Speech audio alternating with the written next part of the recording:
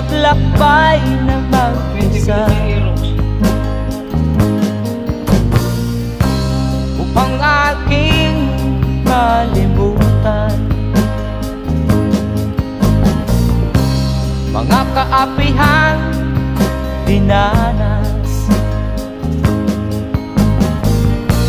Ihahanap ng kalunasan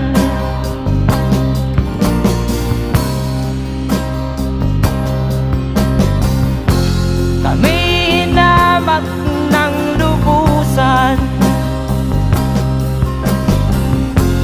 hinapit, tinatawanan, kami itinuring na basahan. Sila ba'y